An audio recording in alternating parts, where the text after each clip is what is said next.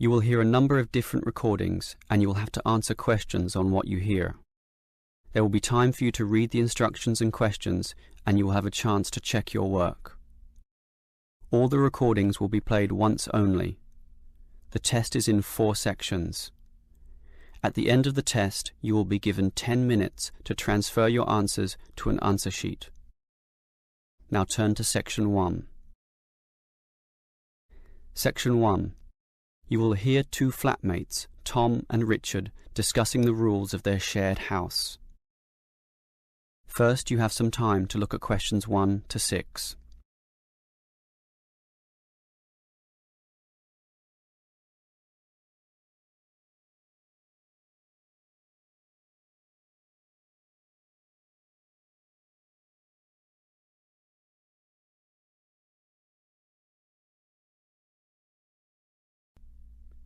Now we shall begin. You should answer the questions as you listen, because you will not hear the recording a second time. Listen carefully and answer questions 1 to 6. Richard, as we discussed before with this extra bedroom in the house, we should advertise for another tenant, but I think we've got to establish rules this time. We already have 2 rules about the rent money. Remember? We pay on the 5th and expect full payment with no excuses. Sure, but I mean additional rules, apart from those 2. Okay, there's certainly no harm in that. Remember the problems we've had with people in the past. I think we should learn from those bad experiences. You may have a point there. For example, you know that I like cooking, so I can propose a kitchen rule straight away. Every tenant must clean after use. We shouldn't allow what happened last time. You mean that guy who left all his dirty dishes piling up and food on the floor? Clean after use. We should write that down. I'm happy with that. And not only clean, but they also have to tidy up. We can't have them cluttering up our very small kitchen counter. I'm with you there. That will make life far more manageable. So, tidy up is our second cooking rule, let's say. And now, can I tell you what really annoys me? Sure. Dirty tenants. Those who just allow dirt and dust to build up around the house and don't care less. We've got to have a strict rule prohibiting that. What about a cleaning roster? We can make a list of everything that we expect to be done. Carpets vacuumed, furniture dusted, toilet cleaned, and so on. And everyone is required to take turns. First my turn, then your turn, then the third tenant's turn. This spreads the load, so we can keep the apartment very clean. I'm happy with that. Otherwise, one person will be working harder than the others. But how often do we do it? Every day, twice a week, or once a week, or what? Every day. What do you think? Too often, I would say. Well, every 3 days then. I don't know. We're all busy with part-time jobs and study. I'd say that once a week is good enough. It's probably what most households do, anyway. All right. Let's run with that then. As long as we do clean regularly and well. Okay, are there any other rules? What about music, loud TV, that sort of thing? I want absolute quiet at night because I go to bed early in order to get up early for my job. So, why don't we say no noise after, say, 11 at night? Earlier than that, 10 p.m. That's consistent with most rental properties, and no overnight visitors either. You're right.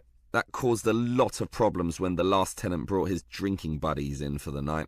So, we prohibit late-night noise and overnight visitors as well. That sounds good to me. Before you hear the rest of the conversation, you have some time to look at questions 7 to 10.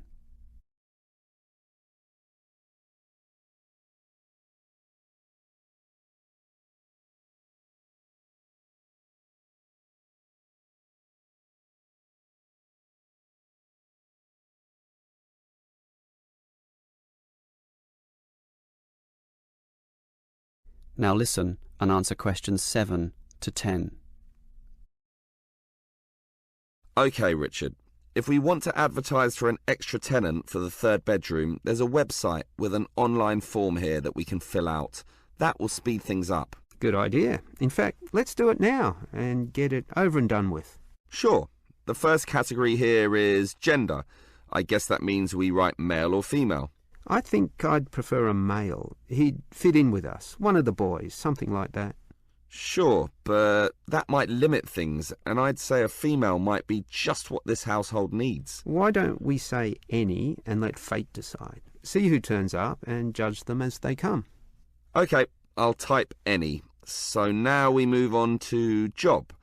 What sort of job do you want them to have? To me, it doesn't matter. Doctor, lawyer, cleaner, as long as they have a job, of course. Unemployed tenants can be a problem. Just type in must have. You mean a job? Yes. Must. Okay, that's done. Now, how much should we ask them to pay? $180 would be about 1/3 of the total rent. I'm doing the maths now with a calculator. The figure would be closer to $173.50. Well, let's round that up to the nearest 5. I'll type in $175 and we can share the extra $1.50. Done. Now, finally, when can we let the new tenant move in? Immediately, I'd say. The sooner the better. Type in immediately.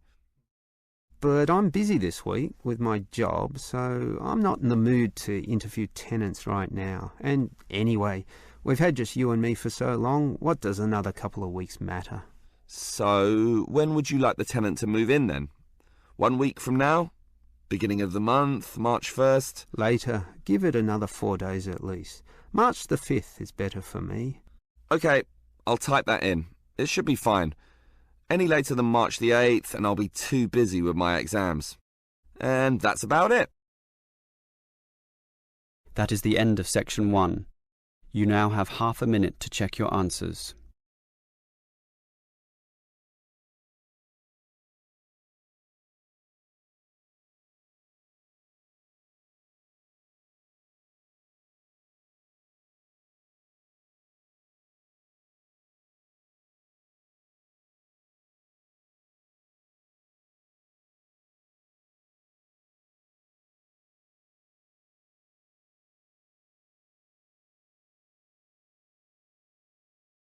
Now turn to section 2. Section 2. You will hear a police officer giving a lecture to some overseas students about ways to minimize risk in public. First, you have some time to look at questions 11 to 17.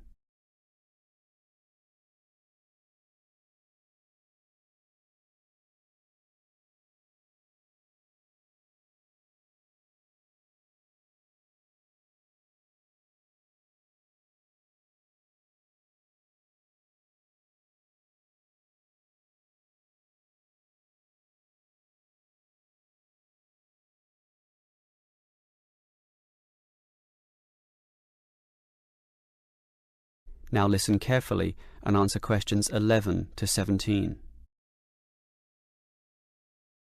Hello, everyone. As new students, having just arrived, it is important that you are conversant with some of the aspects of living safely here. Let me immediately say that, in contrast to the high crime rate in other cities, ours is very low. Nevertheless, there is some advice that would be considered prudent in even the safest of places. It is therefore in your interest to look at this map of the city and familiarise yourself with its areas, some of which may not be as safe as others, particularly at night. A little research now in this respect will obviously help you a great deal. For this reason, we have provided a variety of brochures and information leaflets which we encourage you to take and read. In addition, you should talk to people you know, to your homestay parents and teachers, and get a feel for the situation both in the neighbourhood where you live and the city at large. Now, you should know about the police presence in this city. There are local police stations in every suburb, but not all of these are open 24 hours a day. For that, you need a main station, of which there are many, and you should familiarise yourself as to the location of the one nearest to you. Moving on, many of you might like to go out at night. So you should also familiarise yourself with the public transport system. It could put you at risk if you are wandering around lost in the late hours of the night, particularly if you are a woman. Our city has a fairly good public transportation system, but not all of it operates necessarily to late hours. For this reason, you can avail yourself of the special late-night buses known as night birds, which operate along most major routes. Again, collect one of the brochures on the table here for the night bird timetables.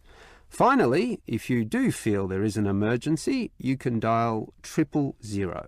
However, this does not take you through to a police station, but rather an operator. This operator will question you as to the nature of the problem and then send your call through to the relevant department, police, fire or ambulance, as the situation demands.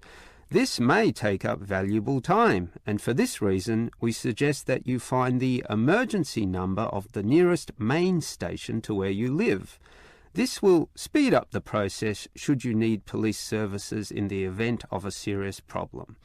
Having said all this, let me remind you once again that this is a very safe city and we don't expect any problems to occur. Yet, it always pays to be prepared. Before you hear the rest of the talk, you have some time to look at questions 18 to 20.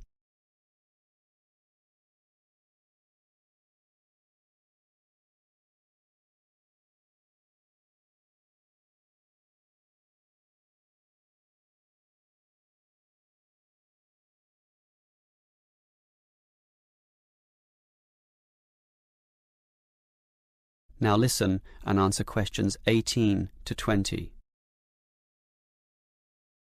On the same subject as being prepared for problems, it is a fact that the police cannot cover every part of the city at all times of the day.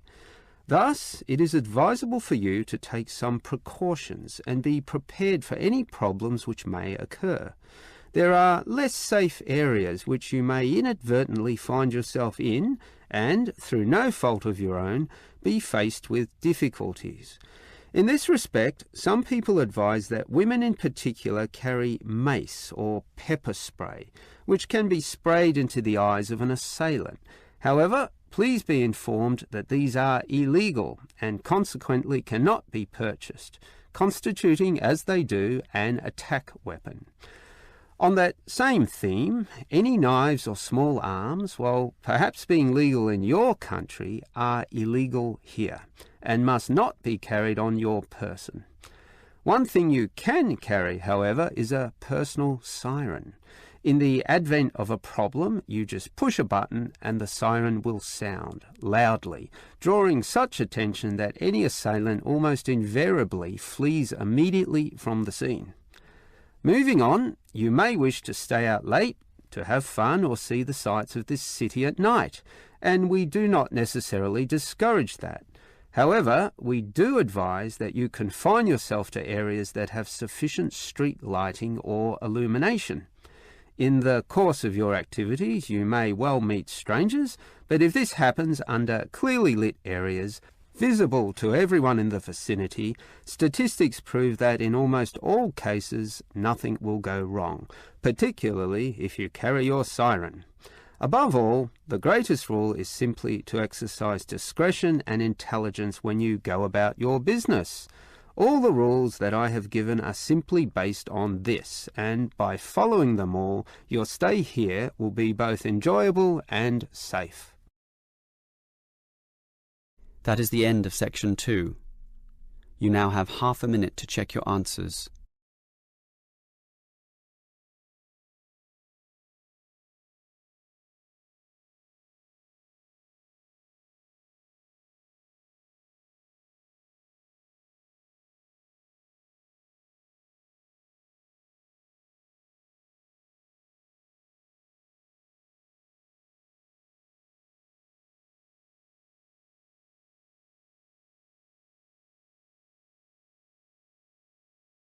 Now turn to section 3. Section 3. You will hear two students, Frank and Nicole, discussing their survey results. First, you have some time to look at questions 21 to 25.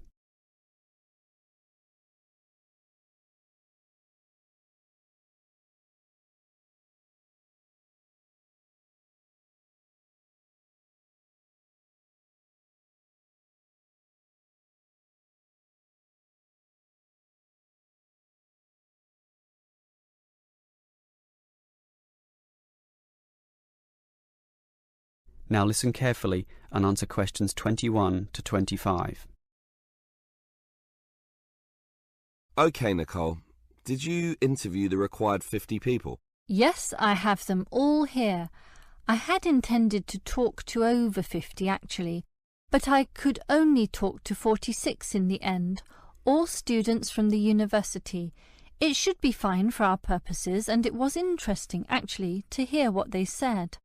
I was hoping for 50 to make a round number. Better for statistical purposes, but 46 should be OK. I think so. What was interesting was that many of them were not happy with the staff here. Really? What proportion? Well, 1/4 of them said the staff were OK, and another 10% said they were good, which together makes about 1/3. So basically the rest of the people I interviewed weren't happy in this respect. So, what was the main cause of complaint? Well, it's rather mixed. A lot of the foreign students complained about the homestay accommodation and the attitude of the homestay officers when dealing with these issues.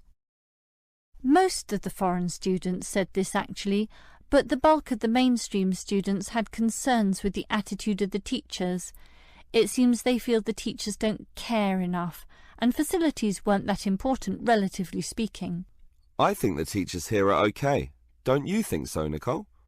Personally, I'd say most of them are fine.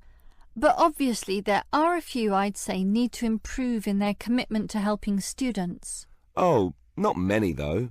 Only about 10% maybe. More, I'd say. At least 1/3. Wow, Nicole, that's a bit harsh. That many? I'd say 90% of the teachers here are fine. I think I definitely disagree there. Well, whatever the case, the university seems to have some problems. Who should we inform about these findings? The course convener. He runs our programme. Yeah, just a small programme.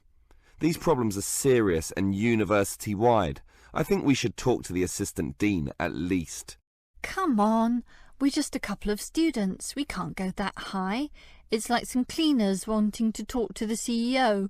We've got to follow the chain of command and start at the bottom. OK, the course convener it is. Before you hear the rest of the conversation, you have some time to look at questions 26 to 30.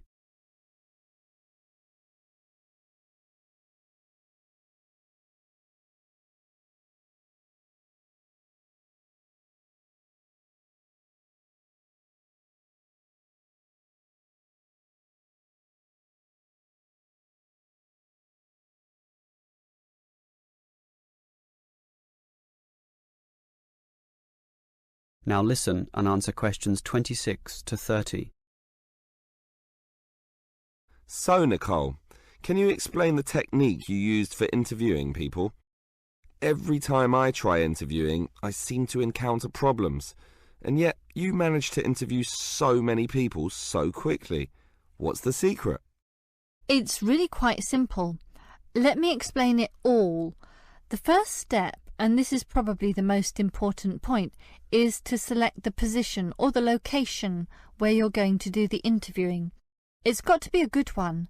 For me, it was the university cafeteria at lunchtime, where people would be relaxed, have time, be sitting down, and be more willing to speak. Ah, clever.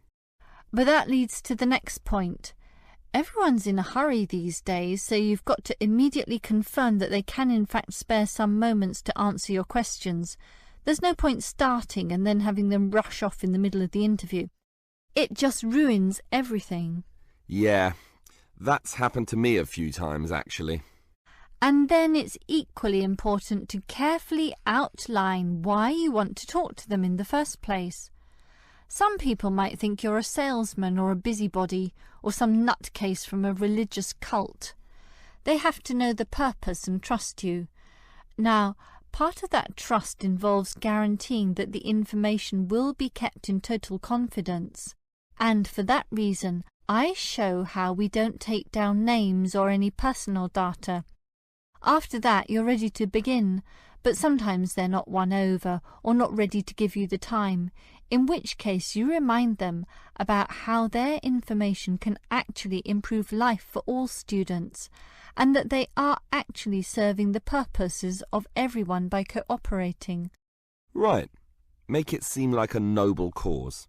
It is, in a way, but the last step is not so noble at all. I just offer them a payback, usually a scratchy lottery ticket, if they promise to answer all the questions.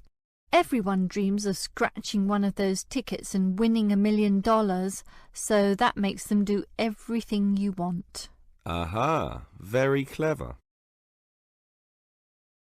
That is the end of section 3. You now have half a minute to check your answers.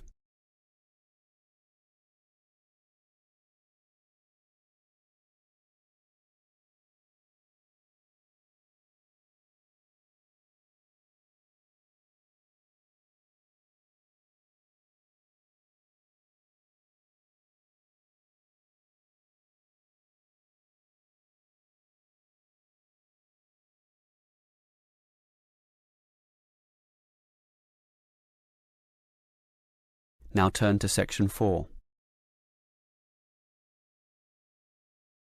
Section 4. You will hear a lecturer discussing human resource management. First, you have some time to look at questions 31 to 33.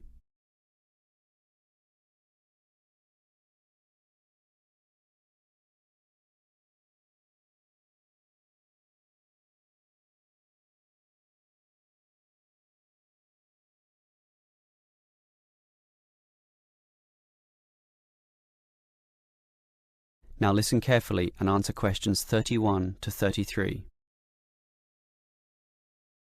Obviously, the people who work in companies need to be managed. Pay must be added up, hours clocked, and leave tallied. This is known as hard human resource management, or hard HRM. This is because it is based on hard numbers, facts and rules. That is, an impersonal, calculative aspect. And again, there must be such an outlook, with all its paper-based systems, in order to carry out company tasks. But if there's a hard, there must be a soft.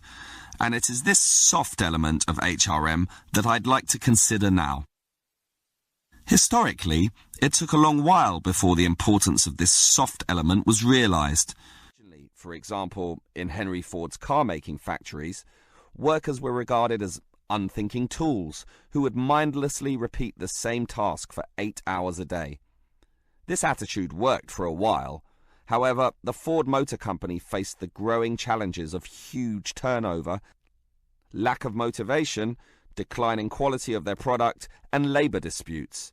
It eventually became clear that the original ethos about workers was wrong. It needed to take their human needs more into account. That leads us to the modern soft HRM model, where the staff, or human resources, are now considered one of the most important assets a company may have, an asset just as tangible as the factories, shops, and money in the bank, and something that needs to be managed in a soft way as well as hard. Before you hear the rest of the lecture, you have some time to look at questions 34 to 40.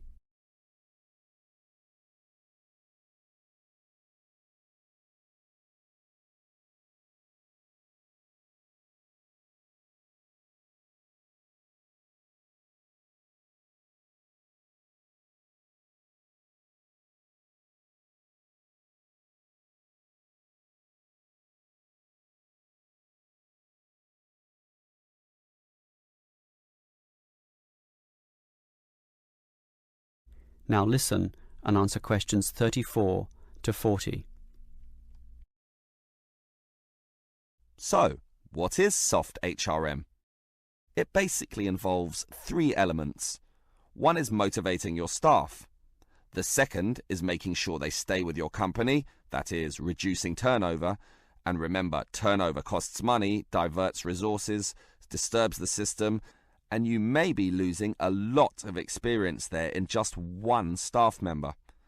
The third element is using the staff in the best way, in a way that gets the most out of them. All of these elements are closely related and sometimes overlap, but are still distinct enough to be considered separately. Now, let's talk about motivation first. Obviously, people will work harder if they feel good about being where they are. This means the company should let people know that they are significant, and you do that by emphasizing the higher purpose their job serves in society as a whole. And this sense of higher purpose will drive people onwards. So, for example, if the company makes paper, have a motivation session, letting them all understand the importance of paper to modern society, and it is important. Basically, everything is important when you think about it, so make this fact clear to all. As for keeping staff, well, that also comes from motivation. But do you know the number one reason why people leave jobs? The answer? Because they don't feel appreciated. So, you need to make sure that they have this feeling. How? At its simplest, the boss can say thank you to the staff. You can remember their birthdays, bring out a cake, celebrate milestones, take them to a restaurant once in a while, and say thank you again. But more importantly, mean it sincerely. If this is going to work, sincerity is very important here. Well, we've motivated the staff and retained them with the company, so now we've got to use them optimally. This is often done by getting them to participate more in the key decisions. This has two advantages. One, the employees feel more in control of their destinies, helping again with motivation and retention. And two, the company tends to make better decisions. Remember, often it is the people closest to the customer who can really tell you the very best things about what works and what doesn't. The modern organization realizes that insight, knowledge, and clever innovation can come from anyone in the company, no matter how close or far from the decision-making process they may be. That is the end of section 4.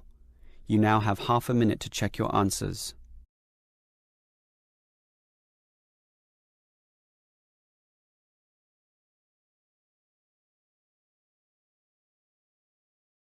That is the end of the listening test. In the Ielts test, you would now have 10 minutes to transfer your answers to the answer sheet.